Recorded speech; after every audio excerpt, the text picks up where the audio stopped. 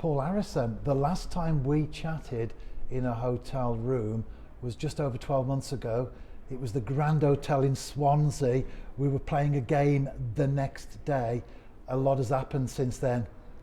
Yeah, as we were talking about just before the interview, Rev, it seems a lot longer than the time we spoke about. A year, and as you say, a lot's changed. A lot's changed for me in terms of my role at the club and not playing anymore. So yeah, in that year, a lot has definitely changed for me. Well, I can remember how we started that interview. We addressed your 15 years as a player with the New Saints, and I asked you, did you think way back a decade and a half previously if you'd still be playing then? Well, a year later you've hung up your goalkeeping gloves. Yeah, I have retired now. Got to say I'm quite happily retired at the moment, not missing it too much. Obviously with it, I'm doing a few other things at the club with me coaching and the team operation stuff, so yeah, I say I'm happily retired at the moment and enjoying life in my new role. Did it help being a player for all of your life, all of your working life certainly, being involved in football, to then still stay in the game? Yeah, definitely. I think if I was to go into another business, I definitely found it difficult, and I think I would have definitely missed it. But you know, I'm lucky I get to stay around the lads every day. Still get to join in a lot of things with the lads, and so the sort of the transition of that definitely helps. I say just being in day to day, doing stuff with the players, and you know, that's definitely helped me along the way. As you've already alluded to, you do wear a number of hats at the New Saints. Team operations manager, how did the transition from goalkeeper and captain come about? Yeah, it was a job I interviewed for at the club. It's something I've always been interested in. I thought it was just a good opportunity for me, because I'm always interested in the other side of football, not just on the playing side and the coaching. So I've always been interested in getting into other details of it, you know, watching Ian Williams in his role, and I've always been inquisitive, trying to find out more about what he does, the different things he gets to do, his job role, and all the stuff that entails really. So just basically once I seen that opportunity come along, I thought it was a great opportunity to get in and see like the inner workings of the club, from basically, you know, doing the kit, sorting out travel, you know, just helping with all different things like that. And you know, it's something I'm really enjoying doing at the minute. And you are a number of weeks now, rolling into the months, into the job. Would it be true to say that no 2 days are exactly the same? Yeah, there's definitely challenges all the time. It can be anything, you know, it can be something to, as I say, to do with travel, in terms of hotels, sorting the rooms out, there may be a late checkout time we need to do, it has to be sorted. Getting the coach sorted, making sure the itineraries are across to them. And then it could be something as simple as needing a ball pump the next day. So you know, there's that many different things that it can equate to, and you know, the kit's a big issue all the time. You know, making sure it's getting washed, it's cleaned, none of it goes missing. Just it sounds simple stuff that you don't realise as a player, but it's a lot of work that goes into all these little details to get the nice, smooth running days that the players have. Well, we've just eaten and you were on one side and Sarge was on the other, and you were talking about the ball pump, so I guess that's quite a current topic. Yeah, exactly, yeah. Yeah, it's just a little joke as well between us, because it was it's just something that we thought to take a while, and it ended up happening a bit quicker than what we thought, so yeah, just a little joke between us now. And is there such thing as a typical day for Paul Harrison as the team operations manager? It's a lot earlier than what I used to come in, that's definitely what I'd say. I probably arrive in now about 8 o'clock every day, rather than the 9:30 I used to come in at. So it starts a lot earlier. I'll go in and just make sure everything's equipment wise is ready, the bibs and all the cones, the balls are set up ready, waiting for when Sarge comes in. You know, he likes to take care of the balls, not himself anyway.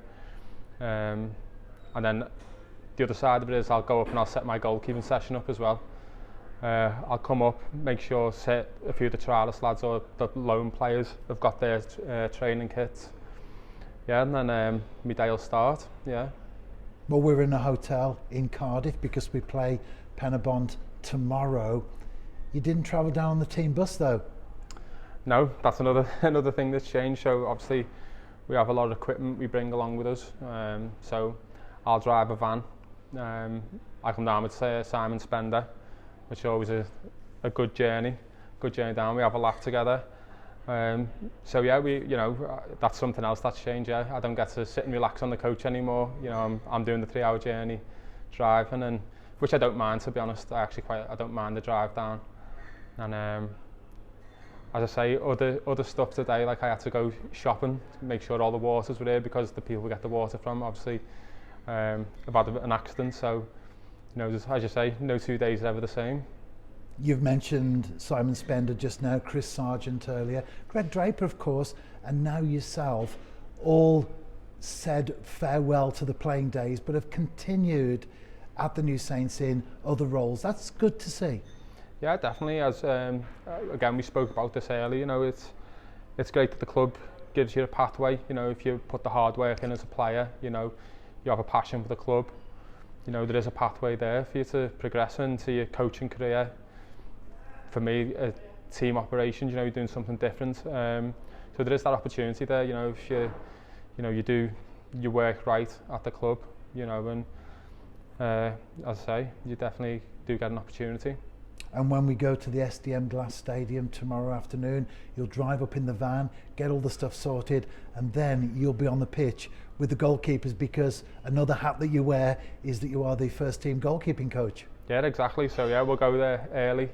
Myself, Phil and Tom usually get there about an hour before the players get there, so all the kit's ready when they get there. The pitch is set up for the warm-up, and then, as you say, yeah, I'll be waiting for Con and Luke to come, and then I'll be doing the warm-up for them as well, as the coach. And what's it like with that transition? Because for 15 years, for the best part of that, the bulk of that, you've been the number one goalkeeper at the New Saints. Now, Connor Roberts is at the moment. We obviously have Luke Simpson as well. What's it like now that you're the coach, working with them rather than someone working with you? It's very easy, to be honest, Rev. I've known Con for a long time now, and we're friends as well. So it is very easy for me to make that transition as well. I say Luke's come in; he's been brilliant since he come in. So it's a pleasure to work with them, to be honest, each day. They make my life easy, and I say they're very easy to work with, and I say class them as friends as well, which makes it even easier. And you mentioned the fact that you're friends with Connor Roberts there specifically. That's a quirk of football in a way, that you have to be friends, the importance of a good dressing room, yet at the same time you're often in competition with each other for, in your case, one position. Yeah, I say, myself and Con, we were, I think it's 5 years Con's been here now, but to be honest, we've never had that sort of, we've always had a rivalry, but we've always been very honest with each other, and I think that's why we have become good friends in that time. And as I say, he coached me for a period of time, and now I'm coaching him. So I say we've always been very honest with each other, and Con's been brilliant this year, so it's made my job look a bit better. So fair play to him. But yeah, he has made the job easy for me too. And as far as coaching is concerned, not just with the first team goalkeepers, but you're also involved with the academy setup as well. Yeah, again, that's working with Connor. Obviously I learn a lot off Connor. He's been coaching for a long time, where I'm quite new to it. So I learn a lot off Connor as well with the academy. He's really funny. We do have a laugh when we do it. And he's probably made that easy for me going in there. He's took the pressure off me really. It would have been hard going in first time with a group of new lads, but obviously with him being there, he's softened the blow for me. And yeah, I love doing the academy on a Monday and Tuesday. A lot of footballers, I know, like your golf age, a lot of players think, well, I've retired now, more time for golf. Would it be true to say in your case it's the opposite? I always try and make time, Rev. You can ask the missus. She's always going on at me because I'm always trying to make time for golf. But yeah, it's getting harder, I've got to say. It's getting harder. because obviously when you get it back, I want to stay with my daughters and see her. But I do try and cram a bit of golf in as much as I can. And it is a particularly busy time for you at the moment because you're doing coaching badges and university work. Yeah, exactly, Rev. I've got a lot of stuff going on this year. So as I say, I've got my university. I've got a bit of catching up to do tonight. Coaching badge starts next week, which I've just been set an assignment before I even get there. So that starts already. And then obviously doing my jobs, and then trying to look after my daughter as well and spend time with her. So I've got a lot of things going on this year, but do the hard work this year and then hopefully I'll reap the rewards later on.